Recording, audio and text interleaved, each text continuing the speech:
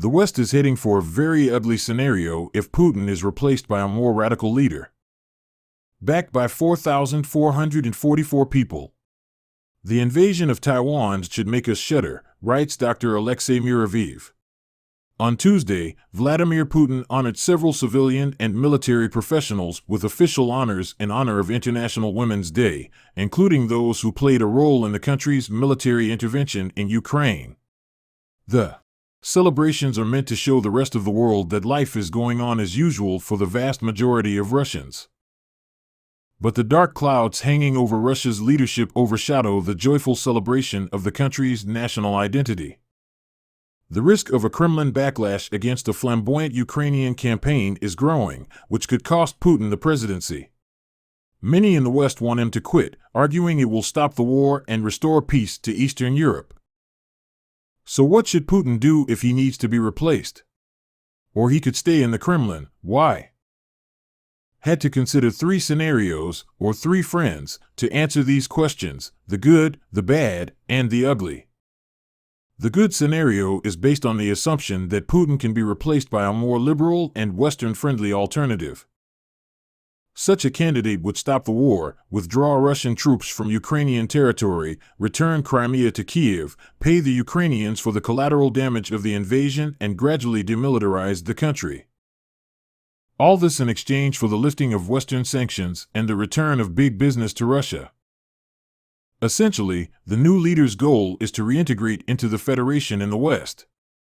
The replacement of Vladimir Putin with a more radical leader, one who declared full mobilization in Ukraine and backed China's invasion of Taiwan, should send shivers down our spines, writes strategic policy analyst Dr. Alexei Muraviv. Photo, Stringer/Anadolu Agency/Getty Images. This time last year, most Westerners really thought it was a viable solution. The tsunami of sanctions was meant to drive Russians into despair and take them to the streets, potentially storming the Kremlin and toppling Putin's government. Many hope that the Russian oligarchs will cooperate with the liberal and pro-Western wing of the president's government to stage an internal coup. None of these hopes came true. Those who opposed the Kremlin and the war fled the country or were suppressed. The oligarchs must be told to stand up or be quiet. Putin's speech to the federal parliament last month included a threat against oligarchs whose loyalty to the state was diluted by a loyalty to their personal wealth.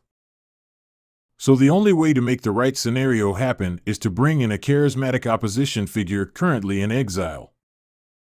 Okay?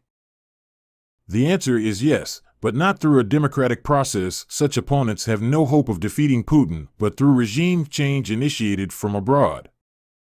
This event will almost certainly require foreign military intervention, likely provoking a nuclear response from Moscow. The bad scenario is for Putin to remain in charge and eventually cede power to a political successor. How realistic is that?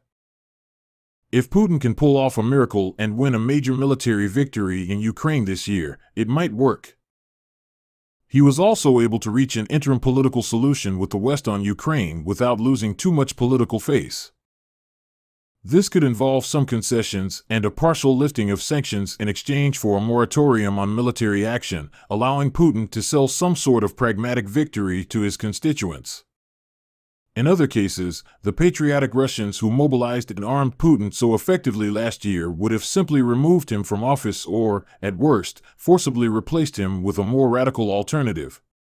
In this case, a radical Kremlin leader, almost certainly supported by the government's sprawling security apparatus, its military and defense industrial complex, would transform Russia into a truly militarized state. Full mobilization will declare war on Ukraine and lift the few remaining restrictions on the use of brute force. The war will continue until the complete occupation and destruction of Ukraine is achieved. As a form of further escalation, Russia could threaten the Baltic states with total occupation and Finland with selective retaking of their territories unless it withdraws its application for NATO membership. NATO's activation of Article 5, which does not actually mean an automatic declaration of war on the aggressor, would be directly threatened by the deployment of tactical nuclear weapons against targets in western Ukraine and Poland. The Russian Navy can conduct sabotage operations on the high seas and disrupt transcontinental communication networks, including submarine cable systems. The Russian Pacific Fleet could join the Chinese blockade of Taiwan. Sanctions lifted against Iran and North Korea, military support and collective defense agreements signed. Putin's nuclear blackmail will be replaced by open and blatant threats to release strategic nuclear weapons. Doomsday clock will tick from 90 seconds to midnight at 10 seconds or less. The West should seriously ask itself if a world without Putin is better.